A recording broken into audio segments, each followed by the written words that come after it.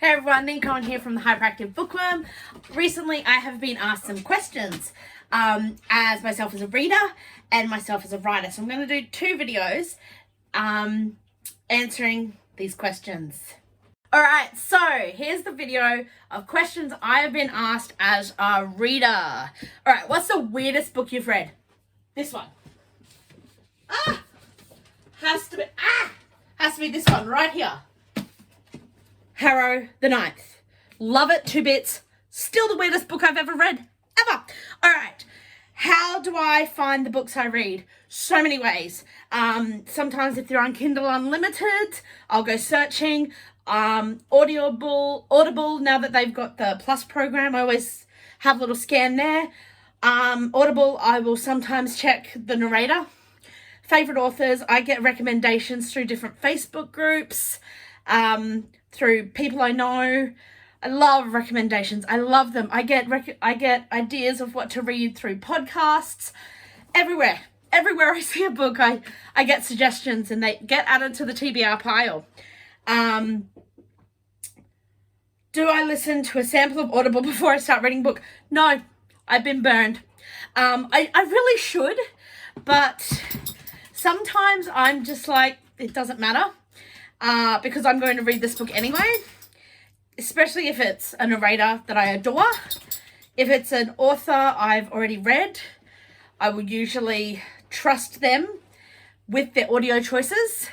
I have been burned before. If it's a new one, I have found myself checking the sample, but I don't really feel like the samples are never good enough to show what the actual full book's going to be like.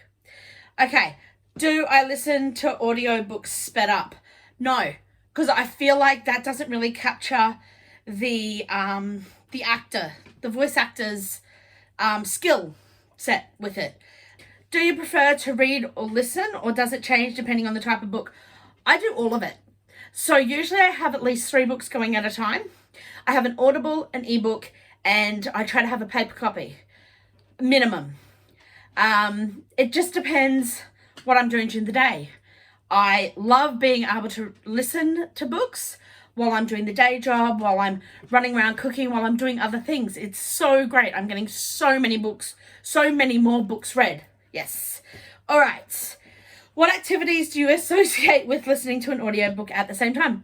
As I just said, working, the day job, cooking. I also will sometimes listen to audiobooks when I'm putting my son to bed. But usually I read on my phone or, reading apps, ebooks when I'm putting him to bed. Okay. Where am I? All right. Do you ever read books because you feel like they're good for your brain, even if you don't enjoy them as much as an easier read? I used to. I refuse to now. Life is too short. Even if other people adore and love these books, if I'm not enjoying it, I'm not going to put myself through that. I have completed a few audiobooks that if I'd read them, I would have thrown them against the wall and not finished them. But sometimes a narrator will help push me through, but not because I think it's good for my brain, because I am enjoying the narrator. So, yeah, used to, not anymore. Do you look up words you don't know as you read, or just leave them if you get the general gist? If I get the general gist, I'll usually jot them down to look them up later. If I have no idea, it's frustrating. I will usually look them up if that's the case. But with good writing, you can usually get the gist, no matter whether you've ever heard the word before. In context, it will usually help. All right, so they're the questions I have as a reader. If you have any questions, throw them at me. You know me, I love to hype and talk about books. So any kind of reading questions, I love.